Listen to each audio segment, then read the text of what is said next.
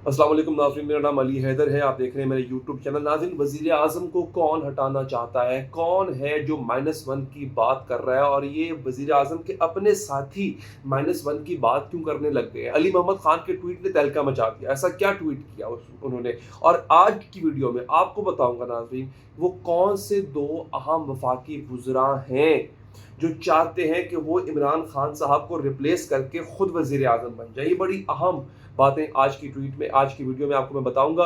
जिन दोस्तों ने अभी तक चैनल सब्सक्राइब नहीं किया, सब्सक्राइब करके बेल का आइकन प्रेस कर दें ताकि आपको अपडेट्स मिलती रहे। नाज़रीन, अली मोहम्मद खान ने जो ट्वीट किया इस वक्त आपके टेलीविजन स्क्रीन के सामने भी है।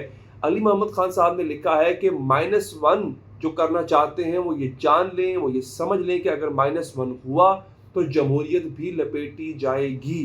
अब सवाल यहाँ पर पैदा होता है, अली मोहम्मद खान ने ऐसा ट्वीट क्यों किया? और उससे बढ़ के अगर खाली अली मोहम्मद खान ट्वीट करते तो मैं कहता कि यार एक वजीर है, उनके दिल में बात आई, उनको शायद किसी बात का खदशा ठहरा, उन्होंने ये ट्वीट कर दिया। लेकिन यही बात आज वजीर आजम साहब ने भी असम्बली के फ्लोर पर खड़े होकर की थी। उन्होंने कहा कि -1 अगर करना चाहते हैं आप कर भी लें, अगर आप कर भी लें -1, अगर आप मुझे हटा भी दें, तब भी आपके खिलाफ यानी ऑपोजिशन के खिलाफ जो कार्रवाई चल रही है, जो केसेस चल रहे हैं, वो बंद नहीं होंगे। लेकिन वजीर आजम साहब को भी क्यों लग रहा है कि -1 की कोई कोशिश कर रहा है? अली मोहम्मद खान साहब ने तो बड़ी स्ट्रेट बात की है ना कि -1 की कोशिश अगर किसी ने की और अगर कोई करने में कामयाब हो गया तो फिर पूरी की पूरी जमहूरियत की बिसात लपेटी जाएगी। अब सवाल यहाँ पर पैदा होता है कि अली मोहम्मद खान को ऐसा क्यों लगा, वजीर आजम को ऐसा क्यों लगा? मैंने आपसे आगाज में कहा था मैं आपको बताऊंगा वो कौन से दो वुज़रा हैं जो कोशिश कर रहे हैं, जो लॉबिंग कर रहे हैं वजीर आजम बनने के लिए। ये बड़ी अहम बात है। और इससे पहले भी एक बड़े अहम वफाकी वजीर हैं, उन्होंने काबीना इजलास में कहा था, इमरान खान साहब के मुंह पे सामने बैठ के कहा था कि आपके खिलाफ साजिश हो रही है सर। इसका मतलब है उस अहम वफाकी वजीर को पता था कि कौन कौन साजिश कर रहा है। मैं सबके नाम भी बताऊंगा आपको, ऐसा नहीं है कि आज की वीडियो में कोई अभाम रखा जाएगा।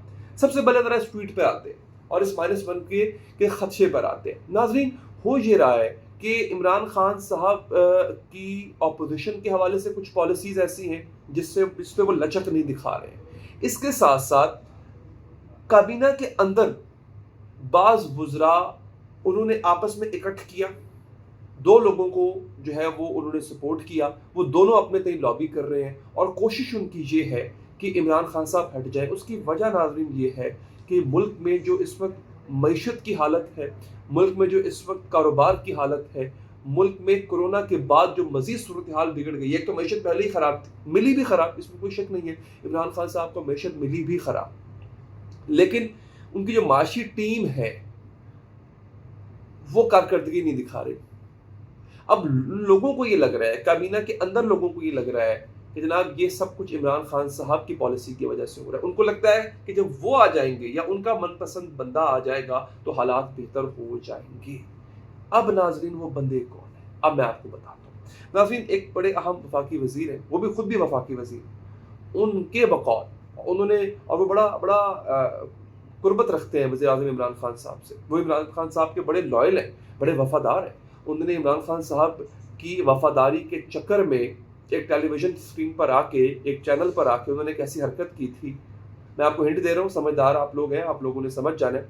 ऐसी हरकत की थी, कुछ अरसे के लिए उनको जो है वो बिल्कुल किनारा कश कर दिया गया था, बिल्कुल टीवी पे आना बंद हो गए थे वो। फिर जो है वो इमरान खान साहब उनसे कोई ख़ास बात भी नहीं किया करते थे। आप, मेरा ख्याल है मेरा इशारा समझ गए होंगे। उस वफाकी वज़ीर ने ये बात की, और ये मैं आपको बड़े जो है वो ज़िम्मेदारी से बात बता रहा हूँ कि असद उमर साहब और शाह महमूद कुरैशी साहब, जी हाँ, ये दो अशख़ास हैं जो वज़ीर आज़म बनने के लिए लॉबिंग कर रहे हैं। अब ये दोनों बिल्कुल सेपरेट एंटिटीज़ हैं। ये दोनों हज़रात अपने अपने तय पूरी पूरी कोशिश कर रहे हैं कि वो वज़ीर आज़म की कुर्सी पे विराजमान हो जाए। अब इसमें से मजबूत पोजीशन किसकी है? नाज़रीन, मजबूत पोजीशन मैं आपको बता देता हूँ। पहले दो ग्रुप थे, एक ग्रुप था जहांगीर तरीन ग्रुप, एक ग्रुप था शाह महमूद कुरैशी ग्रुप। ये दोनों साहिबान जो है पहले तो वजारत आला पंजाब के उम्मीदवार थे, दोनों को नहीं मिली, दोनों मायूस हो गए। फिर ये चाहते थे कि पंजाब की वजारत आला तो नहीं मिली लेकिन पंजाब में उनका असर रसूख रहे, इसके लिए उन्होंने फिर जो मिनिस्ट्रियाँ थी उसकी बंदर बांट भी की। हर किसी की कोशिश थी कि अपने तय जो है वो ان کو اپنے لوگوں کو زیادہ منسٹریاں ملیں تاکہ کیبنٹ ان کی جو ہے وہ ان کی طرف راغب ہو اور کیبنٹ مضبوط ہو. اچھا وہ کوئی جیتا کبھی کوئی ہارا، یہ سلسلہ چلتا رہا. جہانگیر ترین صاحب کو بالآخر جو ہے وہ نااہل قرار دیا گیا اور وہ بالکل سائڈ پر ہو کے بیٹھ گئے. اچھا اب اس میں جو ہے ناظرین آپ کو بڑی امپورٹنٹ بات بتا دیتا ہوں کہ اس میں ایک تیسرا فریق انٹر ہوتا ہے، شاہ محمود قریشی، جہانگیر ترین. دو یہ لابیز تھیں، یہ دو کنٹینڈرز تھے جو آپس میں کسی نہ کس طرح سے کولڈ وار میں رہتے تھے. اب آپ نے میرے ساتھ ساتھ رہنا اور سمجھنا ہے اس چیز کو. تیسرا فریق جو ایڈ ہوتا ہے وہ ہوتے ہیں اسد عمر. اب اسد عمر صاحب نے کیا کیا؟ اسد عمر صاحب جب آئے تو جہانگیر ترین نااہل ہونے کے باوجود بھی عمران خان صاحب کے بڑے کلوز تھے اور اتنا کلوز تھے کہ وہ کابینہ کی میٹنگز میں بیٹھا کرتے تھے.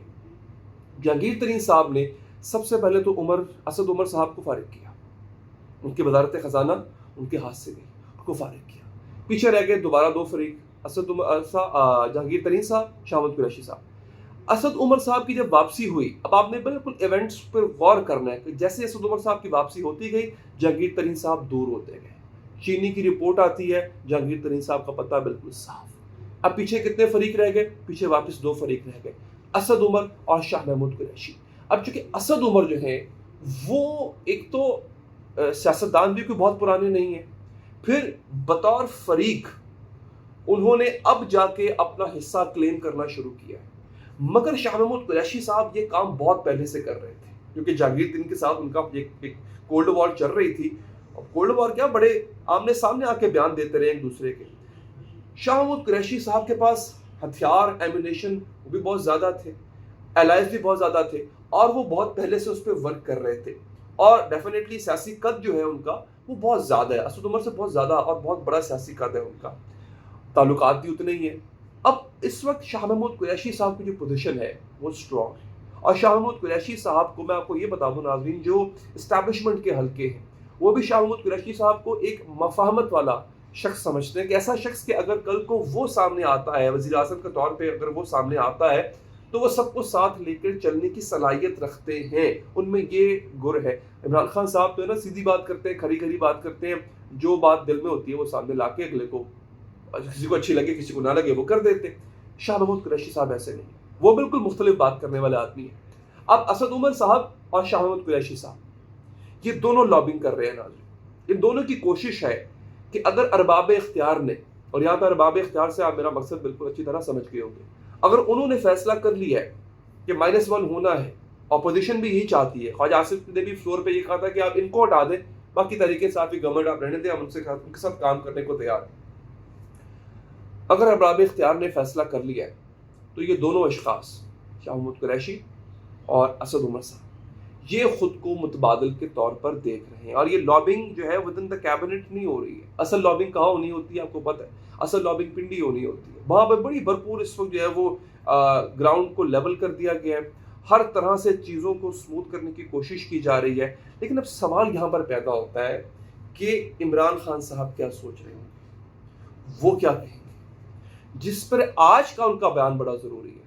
آج جو انہوں نے بات کی عمران خان صاحب نے کہ اگر -1 ہو بھی گیا تو ہم آپ کو نہیں چھوڑیں گے، آپ سے مراد یہ اپوزیشن. یعنی ایک بات تو طے ہے کہ بھنک عمران خان صاحب کو بھی لگ گئی ہے کہ -1 پہ کام کیا جا رہا ہے اور میرے اپنے لوگ جو ہے وہ اس پر کام کر رہے ہیں. لیکن انہوں نے طے کر لیا ہے کہ جو بھی ہو، میں رہوں یا نہ رہوں، ان کو تو میں نہیں چھوڑوں گا. جبھی میں کہتے ہیں ان کا تو مکو ٹھپوں گا، ان کو میں نہیں چھوڑوں گا. لہٰذا عمران خان صاحب کو بھی کلیئرٹی ہے اس وقت، اپوزیشن کو بھی پتہ ہے. اپوزیشن نہیں چاہتی ہے کہ عمران خان صاحب بطور وزیر اعظم رہیں، کوئی دوسرا تحریک انصاف کا کوئی اور شخص ان کو قابل قبول ہوگا. اب یہاں پر تیسرا اہم سوال یہ ہے کہ کیا اسٹیبلشمنٹ بھی ایسا سوچ رہی ہے؟ کہ اسٹیبلشمنٹ کا جو فیصلہ ہوگا میرا خیال ہے وہ بہت اہم ہوگا اور وہی ڈیسائسو مومنٹ ہوگا جو بھی فیصلہ اسٹیبلشمنٹ کرتی ہے کہ وہ اس بارے میں کیا سوچ رہے ہیں. کیا ان کو عمران خان صاحب کے علاوہ کوئی اور قبول ہے؟ اور اگر وہ کوئی اور اسد عمر یا شاہ محمود قریشی کی صورت میں سامنے آتا ہے تو کیا وہ قبول ہے؟ کابینہ کو کیا یہ بات قبول ہے؟ کیونکہ کابینہ کے ایک فرد نے، محمد خان نے جو ٹویٹ کیا ناظرین، وہ یہ کیا ہے کہ عمران خان اگر نہیں تو پھر جمہوریت بھی نہیں. بڑی اہم بات ہے. وہ شاید کوئی اور موڈ رکھتے ہیں، کوئی اور ارادہ رکھتے ہیں کہ اگر عمران خان آج کرسی سے ہٹائے جاتے ہیں تو علی محمد خان کو لگتا ہے کہ پھر جمہوریت کی بساط بھی لپیٹی جائے گی۔ یہ جمہوریت کی بساط لپیٹنے میں ان کی مدد کون کرے گا؟ کیونکہ اگر عمران خان صاحب کو ہٹایا جاتا ہے تو ظاہر سی بات ہے اسٹیبلشمنٹ کی گوا ہیڈ کے بغیر تو نہیں ہٹایا جائے گا، اور جمہوریت کی بساط بھی اسٹیبلشمنٹ نہیں لپیٹنی ہوتی ہے۔ تو اگر اسٹیبلشمنٹ کی منشا کے مطابق -1 ہوتا ہے اور کوئی اور آتا ہے تو پھر میرا نہیں خیال جمہوریت کو کوئی خطرہ ہوگا، کیونکہ جمہوریت کی بساط بھی اسی اسٹیبلشمنٹ نے لپیٹنی ہوتی ہے جس نے یہ فیصلہ کرنا ہے کہ آج اب عمران خان صاحب کا ٹائم ختم، اب کسی اور کو اس کرسی پہ بٹھانا مقصود ہوگا۔ تو ناظرین، اس ویڈیو پر فیڈ بیک دینے کے لیے کمنٹ کیجیے گا، ویڈیو پسند آئی ہو تو لائک کا بٹن دبا دیں، چینل سبسکرائب کر کے بیل کا آئکن پریس کریں گے تو آپ کو اپڈیٹس بھی ملتی رہیں گی۔ دیجیے اجازت ناظرین، اللہ کے بعد۔